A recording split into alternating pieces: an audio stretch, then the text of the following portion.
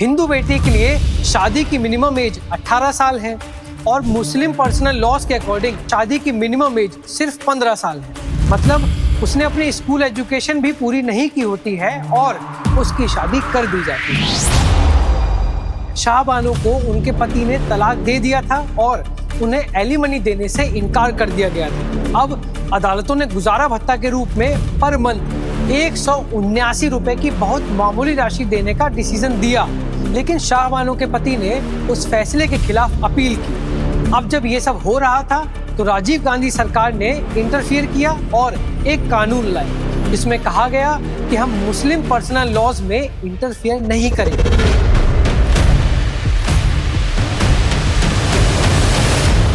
Supreme court ने बार बार कहा है कि समाज को एकजुट करने और हर समाज में कंजर्वेटिव एलिमेंट्स को दूर रखने के लिए आपके पास एक यूनिफॉर्म सिविल कोड होना ही चाहिए, खासकर शाहबानो मामले में। नमस्कार दोस्तों, मेरा नाम है मृदुल द्विवेदी और बजरबट्टू दुनिया में आपका एक बार फिर से स्वागत है। हाल ही में यूनिफॉर्म सिविल कोड यानी कि समान नागरिक संहिता के बारे में काफी चर्चा हुई। असम के मुख्यमंत्री ने कहा था कि वो बहुविवाह यानी कि पॉलीगैमी पर रोक लगाएंगे। वहीं 2022 में असदुद्दीन ओवैसी ने कहा था कि यूनिफॉर्म सिविल कोड की कोई आवश्यकता नहीं है। उत्तर प्रदेश और उत्तराखंड ने इसे लागू करने पर गंभीरता से विचार किया और केंद्र सरकार ने दिल्ली हाई कोर्ट को बताया था कि यूनिफॉर्म सिविल कोड से भारत का इंटीग्रेशन होगा। हमारे पास एक यूनिफॉर्म क्रिमिनल कोड है लेकिन कोई यूनिफॉर्म सिविल कोड नहीं है। एक यूनिफॉर्म सिविल कोड का मतलब होगा शादी, तलाक, गोद लेना, विरासत और other personal and family matters को कंट्रोल करने वाले कानूनों का यूनिफॉर्मली लागू किया जाने वाला सेट। तो अभी हमारे पास क्या है? अंग्रेजों ने इस देश के लिए यूनिफॉर्म क्रिमिनल कोड तैयार किया था, लेकिन फॉर सेंसिबल रीजंस वो देश के सोशल फैब्रिक को डिसरप्ट नहीं करना चाहते थे। उन्होंने सिविल प्रोसीजर को छोड़ दिया, इसलिए कोई यूनिफॉर्म सिविल कोड नहीं है। इस तरह every different community, every religious community, Hindu, Muslim, Sikh, ईसाई, इन मुद्दों को कंट्रोल करने वाले अपने पर्सनल लॉज का एक अलग सेट रखती हैं। इन वर्षों में 1956 में जब नेहरू जी इंचार्ज थे तो हिंदू कानून को कुछ हद तक संहिताबद्ध यानी कोडिफाइड किया गया था। वो सुधार चाहते थे और उन्होंने कुछ बिल्स पास कराए थे, लेकिन तब भी उत्तर भारत, दक्षिण भारत और पूर्वी भारत में हिंदू पर्सनल लॉज के कस्टम्स में काफी अंतर है। ये अलग है, लेकिन other personal laws of communities काफी हद तक नॉन कोडिफाइड हैं। इसलिए इन वर्षों में यह मांग बढ़ी है कि हमें एक यूनिफॉर्म सिविल कोड बनाना चाहिए। तो वो कौन से कानून हैं जिनके तहत इन अदर कम्युनिटीज को कोडिफाइड किया गया है? चलिए समझते हैं। मुस्लिम कम्युनिटी मुख्य रूप से शरिया कानून द्वारा गवर्न होती है और ईसाइयों के अपने बाइबल के नियम हैं जो मूल रूप से सदियों से चले आ रहे रीति रिवाज के नियम हैं। नतीजन हर कम्युनिटी सोचती है कि उसके ये लॉज और कस्टम्स वायलेट नहीं किए जाने चाहिए, लेकिन हिंदुओं के पास 4 कानून हैं जिन्हें कोडिफाइड किया गया था। लेकिन इन वर्षों में अदालतों ने अलग अलग कम्युनिटीज के अलग अलग लॉज के अंतर को कम किया है और किसी तरह इन सभी पर्सनल लॉज को भारत के कॉन्स्टिट्यूशन के साथ सामंजस्य बिठाया है। नतीजन अब स्थिति उतनी कठोर नहीं है जितनी आमतौर पर माना जाता है। अब सवाल यह है कि वो क्या रीजंस हैं जिनके आधार पर यूनिफॉर्म सिविल कोड का विरोध किया जा रहा है। चलिए समझते हैं। सबसे पहला और इम्पोर्टेंट रीजन है आर्टिकल 25 ऑफ द कॉन्स्टिट्यूशन, जो इस देश के हर व्यक्ति, हर कम्युनिटी, हर रिलीजियस कम्युनिटी को अपने धर्म का पालन और प्रचार करने का अधिकार देता है। और इसलिए हर माइनॉरिटी कम्युनिटी महसूस करती है कि जब राज्य कदम उठाता है और एक ऐसा कानून बनाता है जो पर्सनल लॉज में इंटरफियर करता है तो उनके राइट्स का वायोलेशन किया जा रहा है। यह मुख्य मुद्दा है और देश की सबसे बड़ी माइनॉरिटी कम्युनिटी मुस्लिम हमेशा इसके प्रति काफी सतर्क रही है, क्योंकि उनका मानना है कि शरिया कानून उनकी पहचान के लिए इम्पोर्टेंट है। अगली समस्या निश्चित रूप से इम्प्लीमेंटेशन की होगी। अगर हम हाइपोथेटिकली एक यूनिफॉर्म सिविल कोड बनाते भी हैं तो इसे लागू करना काफी मुश्किल होगा, क्योंकि हर कोई एक्सेप्शन मांगेगा। सिख कहेंगे कि यह हमारे लिए अमान्य है, आप इस एक्सेप्शन को छोड़ दीजिए। हिंदू कहेंगे कि दक्षिण में हम चचेरे भाई बहनों से शादी कर सकते हैं और आप इसे पर्सनल लॉ के दायरे में बाहर रखें, और इसी तरह कई और भी।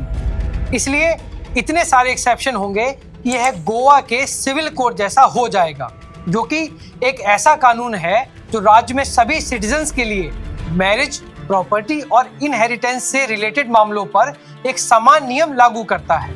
यूनिफॉर्म सिविल कोड पर हमेशा ऑब्जेक्शंस रहे हैं। आपको याद रखना चाहिए कि 1946 से 1947 में जब कॉन्स्टिट्यूशन का ड्राफ्ट तैयार किया गया था, तब हिंदू कोड बिल पास नहीं हुआ था। डॉक्टर अंबेडकर ने कॉन्स्टिट्यूशन बनने के बाद, लेकिन हिंदू बिल के लागू होने से पहले कैबिनेट से इस्तीफा दे दिया था। इसलिए पर्सनल लॉज का कोडिफिकेशन एक ऐसा सब्जेक्ट था जो कॉन्स्टिट्यूशन लिखे जाने के समय पेंडिंग था। जाहिर है यह लीगल स्टेटस इतने लंबे समय तक जारी रहने के रीजंस ऐसे लोग रहे हैं जो सोचते हैं कि पूरे देश में एक शेयर्ड बेसिस पर पर्सनल लॉ का कोडिफिकेशन केवल एक रिलीजन के पर्सनल लॉज पर बेस्ड कोडिफिकेशन हो सकता है। इसलिए ऐसी भावना लगती है कि यह एक जीत हार की सिचुएशन है।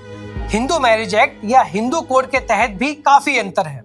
हिंदू पर्सनल लॉज और कस्टम्स रीजन्स के अकॉर्डिंग बदलते रहते हैं। उदाहरण के लिए दक्षिण के हिंदुओं में मैट्रीलिनियल सिस्टम है, या नॉर्थ ईस्ट में जहां ट्राइबल कल्चर भी काफी अलग है।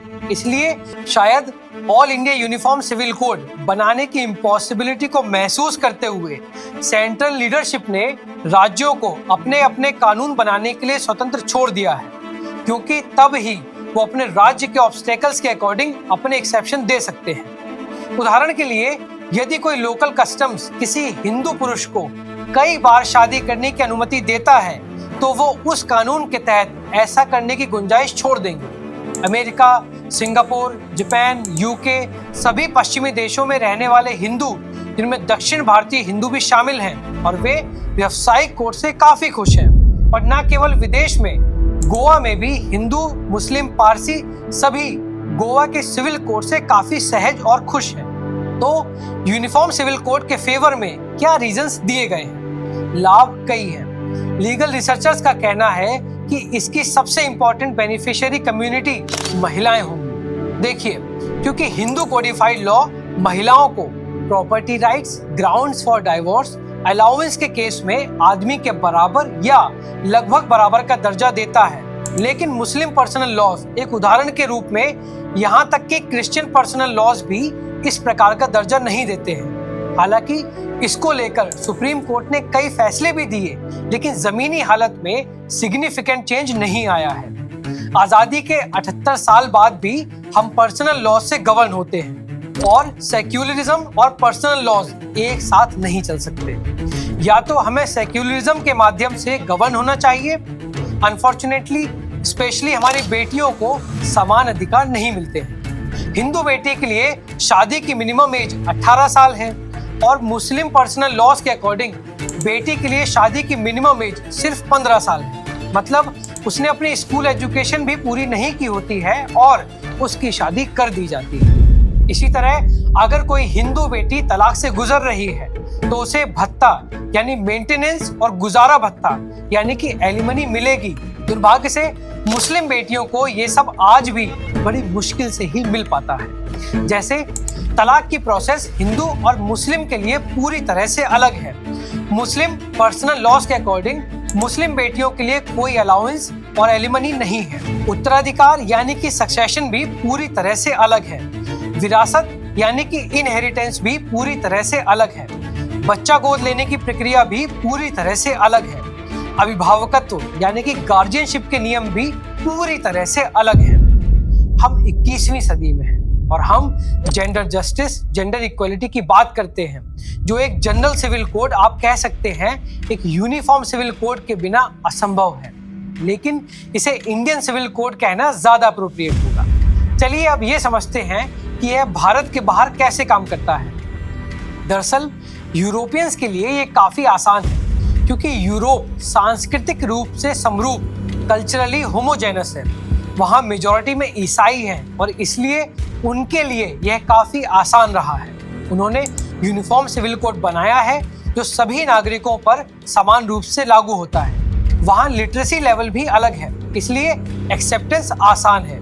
रिलीजन में सोशल चेंज आया है, इसलिए लोग इसे आसानी से एक्सेप्ट करते हैं। यहाँ तक कि कुछ इस्लामिक कंट्रीज में भी पर्सनल लॉज को खत्म कर दिया गया है और अब आप पत्नी या कोर्ट की परमिशन के बिना कई बार शादी नहीं कर सकते, जो कि भारत जैसी कंट्रीज में काफी मुश्किल है। अब एक सवाल ये है कि क्या ऐसे कोई मामले सामने आए हैं जहां कोर्ट ने कदम उठाया हो और किसी यूनिफॉर्म सिविल कोड की सिफारिश की हो? हाँ, बिल्कुल आए हैं। सुप्रीम कोर्ट ने बार बार कहा है कि समाज को एकजुट करने और हर समाज में कंजर्वेटिव एलिमेंट्स को दूर रखने के लिए आपके पास एक यूनिफॉर्म सिविल कोड होना ही चाहिए, खासकर शाहबानो मामले में। शाहबानो का मामला काफी दिलचस्प था। शाहबानो को उनके पति ने तलाक दे दिया था और उन्हें एलिमनी देने से इनकार कर दिया गया था। जैसा कि पर्सनल लॉ के अनुसार कहा गया है कि आप 90 दिनों से आगे गुजारा भत्ता नहीं दे सकते। अब उन्होंने सीआरपीसी के सेक्शन 125 के तहत इस देश की सिविल कोर्ट्स का रुख किया।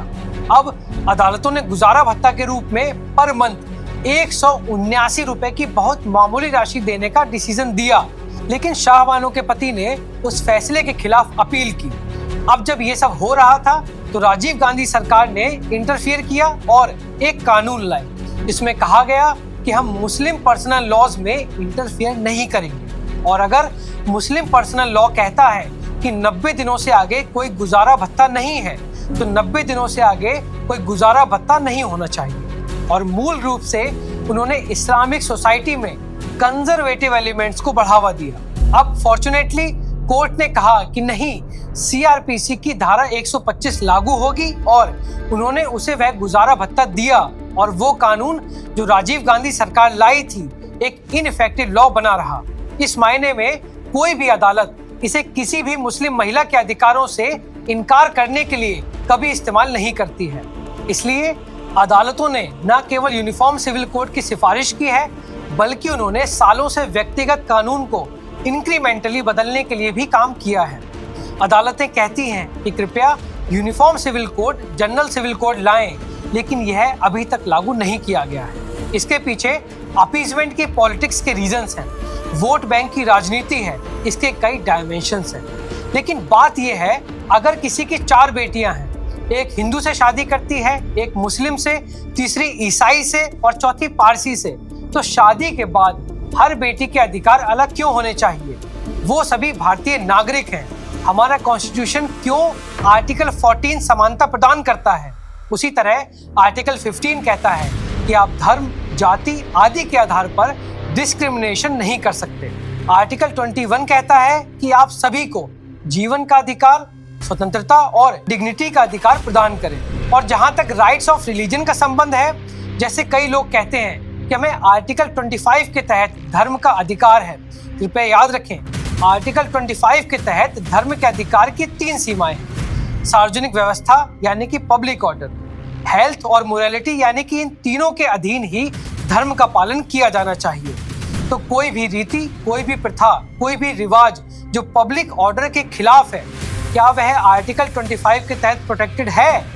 कोई भी रिवाज जो स्वास्थ्य के खिलाफ है, वह भी आर्टिकल 25 के तहत प्रोटेक्टेड नहीं है। इसी तरह यदि कोई कार्य, कोई रिवाज अनैतिक है, तो वो भी आर्टिकल 25 के तहत प्रोटेक्टेड नहीं है।